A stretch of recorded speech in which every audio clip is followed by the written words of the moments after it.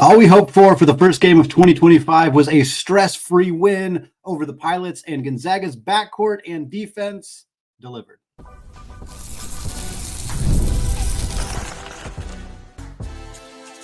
You are Locked On Zags, your daily podcast on the Gonzaga Bulldogs. Part of the Locked On Podcast Network, your team every day. What is going on, y'all? Happy Friday. Welcome into the Locked On Zags podcast, part of the Locked On Podcast Network, your team every day. I'm your host and longtime Gonzaga podcaster, Andy Patton, here to bring you news and updates on all things Zag athletics. Today's episode of Locked On Zags is brought to you by FanDuel. The NFL playoffs are almost here, but it's not too late to get in on the regular season action with FanDuel. Because right now, folks, new customers can finish the season strong with $250 in bonus bets if your first $5 bet wins. Just visit FanDuel.com today to get started. Well, the Zags coasted to a 31-point victory over Portland on Thursday. We're going to talk about the good and the bad from that game before getting you ready for Gonzaga's game against LMU on Saturday, recording this with just about 2 minutes to go in LMU's game against Oregon State. They are up 20, so I think it's safe to say they're going to win that one, especially by the time we get to that game. We're also going to talk about the Lady Zags picking up a much needed win over a very, very good Portland squad at the Chiles Center as well. So we'll start with the men's win over the Portland Pilots at the Spokane Arena. Started the season at the Spokane Arena with a monster 38-point win over Baylor. Started the 2025 portion of the season with a monster win over Portland at the Spokane Arena. The arena has been very kind to Mark Few's club this year. 81-50, the final score in this one. Notable that there was a starting lineup change as we forecasted prior to the game, as many people forecasted that the Pepperdine game was probably going to be Michael Ajayi's last game in the starting lineup. That is the case as Ben Gregg replaced him in the starting lineup. We'll talk a little bit more about the lineup change and some of the other kind of different things we saw from Mark Few's club in the second segment. But for now, I just kind of want to talk about the good things we saw, the bad things we saw. The good things, this is what we've been waiting for, folks. This is what we wanted to see against Nichols. This is what we wanted to see against Bucknell. This is what we wanted to see against Pepperdine. Blow a team out. There were some issues in the second half, early in the second half, which continues to be a problem for the Zags. But this game, Gonzaga took a 20-point lead with 6.5 minutes to go. I think the score was 25-5 at that point, and it really never got much closer. Again, UP hung around in the first 10 or so minutes of the second half, but never really chipped into the lead, and there was never any doubt that this game was well in hand for Gonzaga. Again, the 20-point lead was officially at the 6:38 mark in the first half. Really strong performance from Gonzaga's backcourt. Dusty Stromer in particular gets our first individual player shout out of the game. 12 points for him, which did not lead the team. Nolan Hickman led the team with 13, but Stromer had 12 on 5 of 9 shooting. He was 2 of 5 from 3. He had a pair of boards, a block, and a steal. More than the stats, though, what we saw from Dusty was really what we've been wanting to see and been talking about on the show, to see him be more aggressive offensively, not just a standstill three-point shooter, but driving to the rim, finishing through contact. We saw a little floater, a little mid-range game. We saw him run the pick and roll and navigate out of that. Things from Dusty that we hadn't really seen. I feel very strongly that this staff views Stromer as a player who could be a really critical piece for this team, not just this year, which he already is, but could be a starter, could be a 30-minute per game guy, could be a double-digit, potentially, I don't know about leading scorer type, but a guy who's a second or third option. And if you want him to be that, he has to be more than just a standstill shooter offensively. So it's great to see him get more involved in the offensive game plan. He played great defense as well. Mentioned Hickman already, 13 points for him, 5 of 8 from the field, including knocking down 3 of his 5 3-point attempts. Nembhard had a good game as well, 10 points, 9 assists. 2 of 3 from 3. He had 2 turnovers, 9 assists, 2 turnovers. Not exactly as great as he was early in the year, but we'll still take 9 assists and 2 turnovers any game, any day of the week. He also had 2 steals and a block. But for Gonzaga, the keys in this game were on the defensive end of the floor. 50 points for Portland. UP shot 33% from the field, and we laid it out. This is a bad offensive team, UP. So some of this is just UP missing shots. UP's not a good team. They didn't take advantage of the opportunities that they got. But anytime you hold a Division I basketball team to 50 points, you got to feel pretty good about what your defense was doing. The Pilots shot 4 of 25 from 3. That's 16%. They also had 15 turnovers. And the last note on the positive side, another thing we hoped to see in this game, not a single player played more than 30 minutes.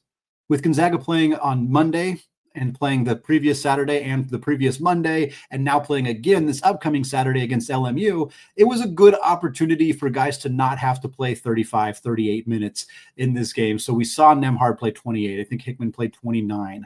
We saw those guys get a rest. We saw Joe Few play more minutes than he typically plays, in part because they wanted to have a guard on the floor, so they didn't have to play Ryan and Nolan as much. So it was great to see those guys get a little bit of a break. Great to see Gonzaga just go out and comfortably get a full 40-minute victory. The not so good things, again, we already kind of mentioned this. The first 8 minutes of the second half, Gonzaga won, but it was 17-16. UP, in fact, scored, I believe they scored 17 points in the first half, and then they scored 16 minutes in the first 8 minutes of the second half. Again, 16 points in an 8-minute stretch is not terrible. It's just a stark contrast to the fact that they scored 17 points in the entire first half, but they went in, they made some adjustments, caught Gonzaga a little bit off guard. For the Zags, outscoring a team by just 1 over an 8-minute stretch, a team like UP is not great, but they turned around and then blew them out for the rest of the game. So can't really complain too much. Just wish that wasn't such a constant trend for this team this season. And then we talked about how great the front or the backcourt was. It's kind of because the front court, not so good in this game. Graham Ike in particular, we kind of thought we'd turn the corner on these games. You had multiple 25-point games recently, has been good ever since the UConn game, and it kind of seemed like, all right, we're done. We're done with that, those games where he's missing a bunch of shots and just ineffective. And here we go against this UP team who just doubled and tripled him every time he touched the ball. Graham had just 9 points, 3 of 11 shooting. He did knock down a three-pointer. He had 5 boards and 2 assists. He did not turn the basketball over, so we will give him some credit for that. He also had 2 assists and 2 steals in this game, picked up a kind of a, I don't want to say BS flagrant. Again, it's kind of the same conversation we had after the UCLA game of, I don't like the rule. I thought the rule was administered effectively. Graham Ike just inadvertent elbow away from the ball. It just felt like a silly flagrant foul, but whatever. That's not the problem for Graham is that he missed 8 shots in a game against a bad defensive team. And we kind of thought, we weren't dealing with those anymore. Braden Huff wasn't great either, better than Graham in this one. He had 10 points on 4 of 8 shooting, 2 of 4 from the line. He had 4 boards, 3 assists, and a block. Just not a very efficient night for him. Ben Gregg was fine, 7 points, 9 boards. He also had 4 steals and 2 assists, 2 of 4 from the field. Michael Ajayi, we'll talk more about him in the second segment, gets relegated to the bench, becomes the 8th man for the Zags. He didn't come in the first wave of substitutions when Huff and Stromer came in. So he's literally the last player in Gonzaga's rotation, depending on whether you consider Innocente a rotation player. And Michael had an interesting game. 15 rebounds, 10 defensive boards, 5 offensive, 2 assists, 1 steal, did not turn the ball over. That is great. Any game where you have 15 rebounds, 0 turnovers, especially coming off of his heavily turnover performance against Pepperdine, you feel pretty good about that. But he only scored 5 points and was 1 of 7 from the field. 3 of 4 from the free throw line, which you like. Honestly, it was a frustrating game because they were all good shots. But Michael just didn't quite get the shots to go down. It was one of those things where if he'd gone 4 of 7 in this game, if the ball had fallen a different direction 2 or 3 other times, I think we'd be talking about this being like a much, much better game for him. But it didn't, and it ends up with him finishing with only 5 points and a paltry 1 of 7 from the field. I thought it was not exactly indicative of how well it looked like he played, but at the end of the day, he's not going to get more playing time until those shots start falling, and this was not a game where that happened for him. Well, speaking of shots falling, we wanted to see Gonzaga's 3-point shooting come back to life, and boy, was that the case on Thursday. We're going to talk about that, more about some of the lineup and adjustments we saw from Coach Few, all coming up in just a second. But first, folks, did Rocket Money help you find any subscriptions you forgot about or that you're still paying for? That definitely happened to me. I had a few subscriptions that I didn't realize I was still paying for, and Rocket Money made it so easy to track them all down. It's kind of like having a personal assistant for your finances. Rocket Money is a personal finance app that helps find and cancel your subscriptions, monitors your spending, and helps lower your bills so you can grow your savings. It brings everything together in one place, whether it's subscriptions, your spending habits, or even the goals you want to hit this year. Rocket Money has over 5 million users and has saved a total of $500 million in canceled subscriptions, saving members up to $740 per year when using all of the app's premium features. For me, one of the best features is the subscription tracker. I've used it to cancel services I wasn't using anymore, and I've already saved a ton of money. Plus, with their goals feature, I've been able to automatically set aside money for my future. No more stressing about budgeting every single month. So cancel your unwanted subscriptions and reach your financial goals faster with Rocket Money. Go to rocketmoney.com/lockedon today. That's rocketmoney.com/lockedon. All right, folks, segment 2, still Andy Patton, still Locked On Zags podcast. We're still recapping Gonzaga's 31-point win over the Portland Pilots at the Spokane Arena on Thursday evening. We laid out some keys, some things we wanted to see in this game from Gonzaga. Before the game, we're going to talk about those here. And then we're also going to talk about the Lady Zags, who also picked up a win over the Pilots, this one at the Chiles Center. We'll talk about what that means for Lisa Fortier's team. Key number 1 for the men's team was to set the tempo right away. And at the first media timeout, it was 6-3, and I was getting ready with my notes like, oh boy, here we go again, another slow start for the Zags, blah, blah, blah. Then they went on a 9-0 run to bring it up to 15-3 at the under 12. And then they took a 20-point lead, and then they pretty much coasted from there. It was a dominant defensive half for Gonzaga. Again, we mentioned that they kind of got off to a slow start in the second half, but outside of a tiny slow start at the beginning of the game, and then a slow-ish start at the second half, this team absolutely ran through this UP team. It was great to see them do that. Key number 2 was to find their lost outside shot. They'd gone 9 of 39 combined from 3 in the 2 previous games this week against UCLA and Pepperdine. Needed them to look much better from beyond the arc in this game, and they knocked it out of the park. 11 for 24. Again, more made threes in this game than they had in the previous 2 games combined on 15 less attempts. That is a phenomenal stat for the Zags, 45.8%. They were 6 of 15 in the first half, which is already very good. And then they were an even better 5 of 9 from 3 in the second half. It just felt like the Nets were on fire for Gonzaga in this one. Nolan Hickman, 3 of 5. We mentioned that earlier. Ryan Nembhard, 2 of 3. Great to see him find that stroke as well. Dusty Stromer, 2 of 5. Not only good to see him knock down a pair, but good to see him taking 5 attempts. We like that from Dusty. Some of them were kind of ugly. One of them hit nothing but backboard. But again, seeing him be more aggressive is exactly what we want.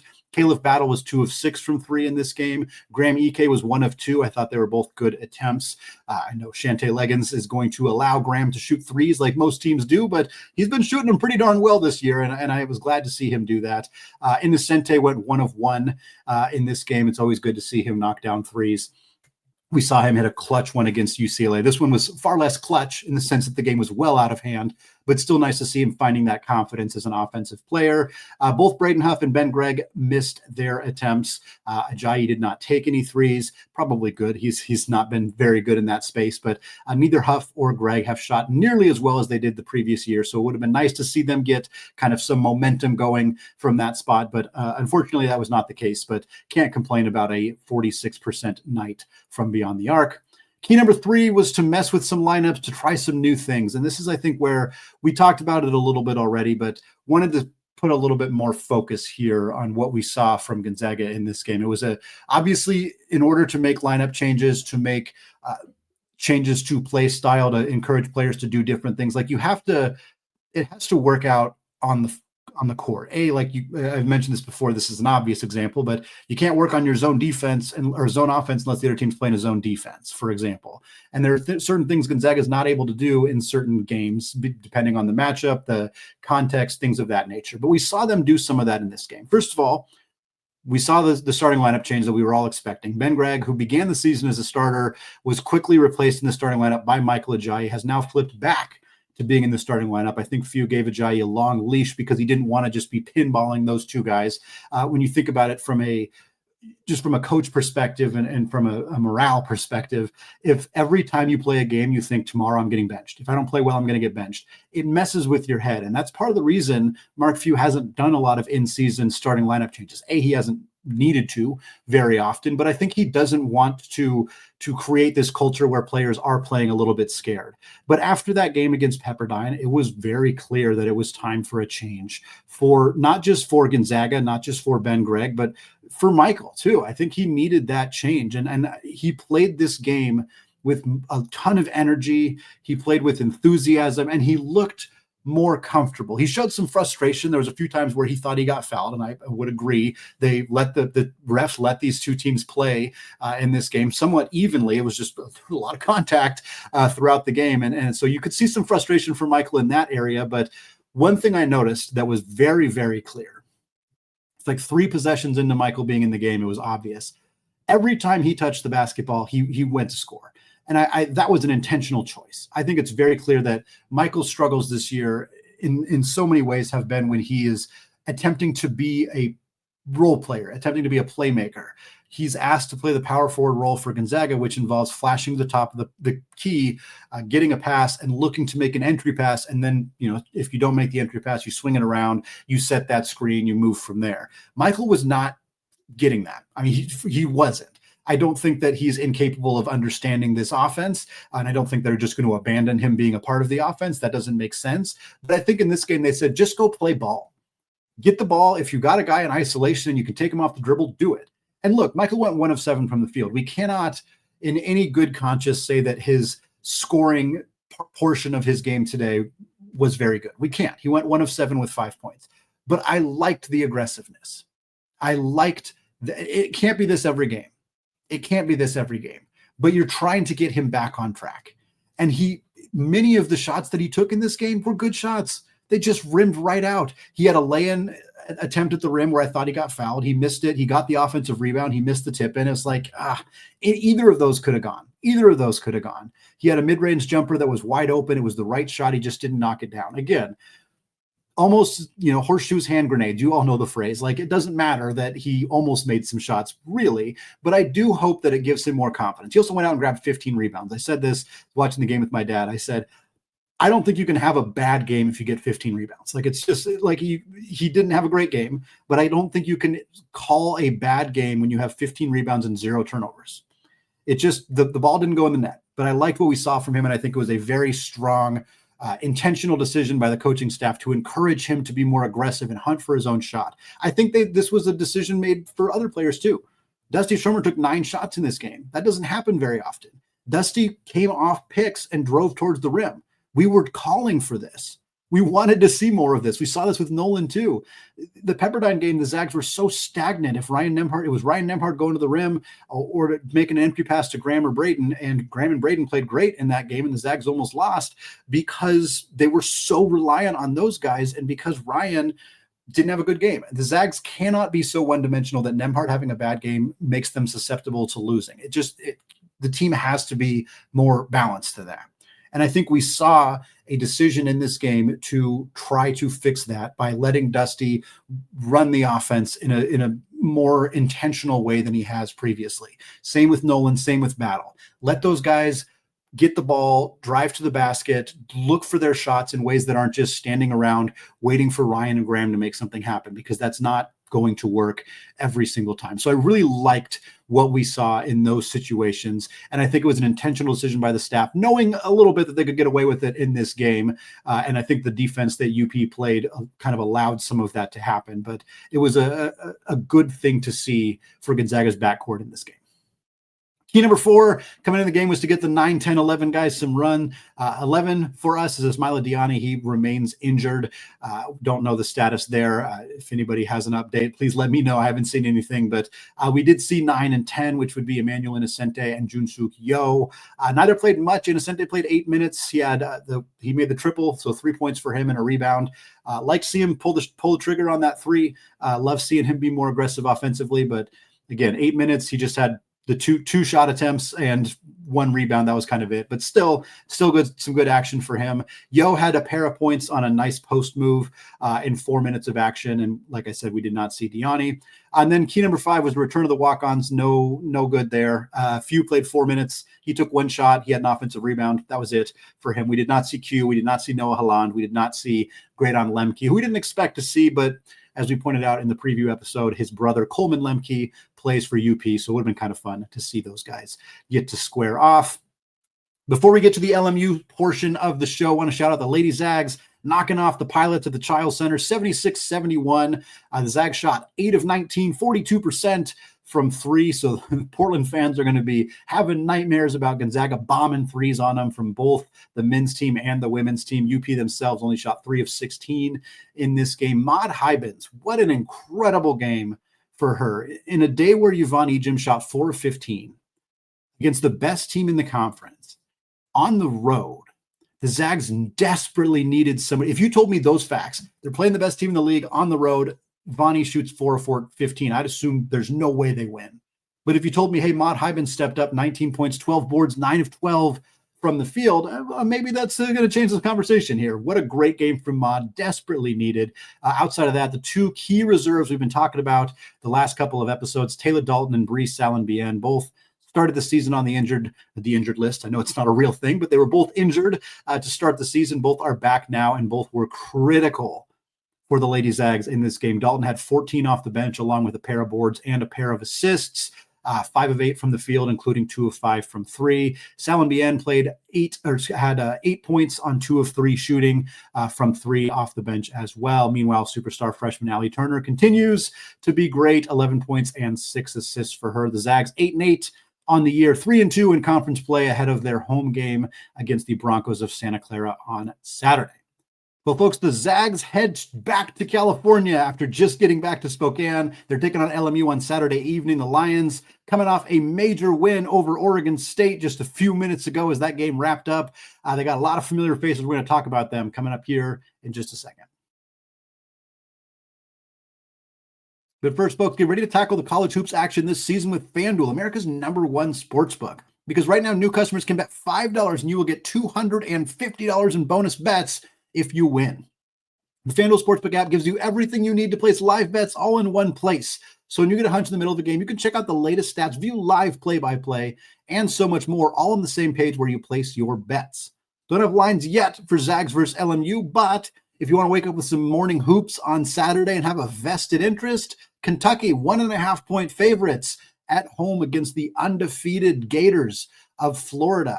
I like Kentucky in this one, but that Florida team has not lost yet. Very, very fun game if you want to watch that one with a little money down. Visit FanDuel.com to join today. As a reminder, $5 bet. If you win, you get $250 in bonus bets. That's FanDuel.com, America's #1 sportsbook. All right, folks, segment 3, still Andy Patton, still Locked On Zags podcast, and we're closing out the show and the week, getting you ready for Gonzaga's Saturday night bout with the Lions of LMU, January 4th, 6 p.m. on ESPN Plus. Again, that's KHQ in the Spokane area, Fox 13 Plus in Seattle. Everywhere else should be on ESPN Plus. Feels like we're finally hitting a rhythm with that going forward. This will be Gonzaga's 4th game in 7 days, a very weird schedule for Mark Few's club. They go down to LA to play UCLA on Saturday at the Intuit Dome. 2 days later, they stay in the area, play Pepperdine at Malibu, just 20 miles away on Monday. After that, they fly back up to Spokane, play Portland at the Spokane Arena on Thursday. And then today, Friday, they're going to fly back down to LA, play LMU on their home court on Saturday, and then fly back. Why the schedule happened this way, I don't exactly know. I have a theory that it has something to do with Gonzaga wanting to play, needing to play a game at the Spokane Arena, and this just being the timing that worked out. But I know the students aren't in school right now. The classes haven't started yet, so it's not that big of a deal, but it's just a weird way for this week to go. They had multiple weeks earlier in the season where they played one game in an entire 7-day stretch. Now they're playing 4, 3 of them in LA, but not consecutively. Just weird scheduling quirks this year as we get into conference play. Let's meet this Lions team, 9-6 overall, 1-2 in the WCC. They lost to San Francisco and Washington State, both on the road to begin conference play. But then on Thursday, while Gonzaga was beating up on Portland, LMU was beaten up on Oregon State. A comfortable victory for the Lions over the Beavers. They were up 20 for most of the second half in this one, a Beavers team that's been playing pretty darn good ball this year. So a little bit of momentum for Stan Johnson's club coming into that home game against Gonzaga on Saturday. Their only other good win this season was against Nevada, who they beat in the non-conference. They have losses to UC Irvine. They have a loss to St. Louis. They have a hideous loss to North Dakota, who's 301st at KenPom. They also lost to future Pac-12 team Colorado State.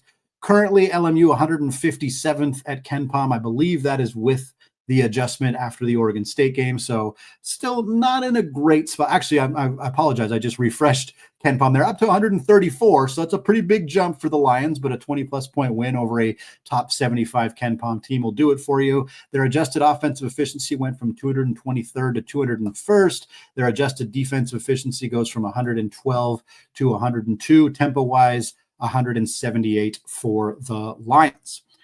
Combination of key returners that'll be some familiar names for Gonzaga fans, as well as some new additions for Stan Johnson's team. They returned Will Johnston and Alex Merkovetsky, who were both 10-plus point per game guys in the past and are both doing so again this year. Will Johnston killed Gonzaga. I think it was last year or 2 years ago, had a really strong game against them. But this team is also made up of a lot of newcomers. Caleb Stone Carrawell is their leading scorer, 13.5 points per game, shooting about 42% from three, transferred in from Utah Valley. MJ Amy's a transfer from San Jose State, their point guard, averaging about 8 points per game. And then Jevon Porter is the big name here, the younger brother of Michael Porter Jr., a player who began his college basketball career at Pepperdine, followed Lorenzo Romar, who is now an assistant coach at LMU under Stan Johnson. Jevon Porter followed him there. He's having a great year, averaging about 14 points, 8 rebounds, really strong stuff from him. The player many people expected to be a breakout player for LMU, including myself, Jan Vide, a transfer from UCLA, a guy who was a highly regarded international prospect, didn't play much at UCLA. We've seen those guys thrive after hitting the transfer portal. We're seeing it with Paulus Morauskas at St. Mary's. We've seen it with Adama Alpha-Ball at Santa Clara. Kind of felt like Vide was going to be the next guy in that realm. He hasn't been that guy. He's averaging about 6 points, 2.5 boards for LMU, but still a talented player and a player who has recruited at one time by the Zags. They also have some size. I think that's the key thing to kind of keep in mind with this LMU team. The reason that they've been a problem for the Zags in the past, Rick Issanza is back. It feels like Rick Issanza has been at LMU for like 5 or 6 years. 7'1", 250-pound senior from Congo. He's a massive, massive load in the front court. He doesn't put up big numbers. He's averaging like 2 points, 3 boards, but he'll play big minutes against Gonzaga. He'll be used to try to neutralize EK and Huff in the front court. They also have Porter, who's 6'11", but is pretty skinny. And then Merk Filatsky and Matar Diop are both 6'9". Their 5.3% block rate is 5th in the entire country. They are literally one of the best shot blocking teams in the entire country. So that is the main thing to keep an eye on with this LMU team. They have some size, they have some experience, they have some key returners, they have some good newcomers. They're going to be playing at home. They got some momentum coming off a big 20-plus point win over the Beavers of Oregon State. So we'll see what that means. I don't think this LMU team is very good. They haven't played all that great earlier in the season, but they do seem to be playing good right now, or at least played really well on Thursday against the Beavers. For Gonzaga, if they come out and play like they did against Portland, they'll win this one by 15 or 20. If they come out and play like they did against Pepperdine, they might have some trouble. So we'll see how this thing goes. I'm looking forward to it. I think it's going to be a fun game. I think it'll give Gonzaga some more challenges, especially with those front court players for the Lions. It's going to wrap it up for me today and for this week. Happy first week of 2025, Zag Nation. Thank you so much for those of you who have been with me into 2025. We're with me in 2024. Thanks for those of you who are new to the show as well. Very much appreciate all of you. We'll be back with a recap of this LMU game next week. We'll get you ready for the rest of the week in WCC action as well. Thanks again, folks. And until next time, as always, go Zags.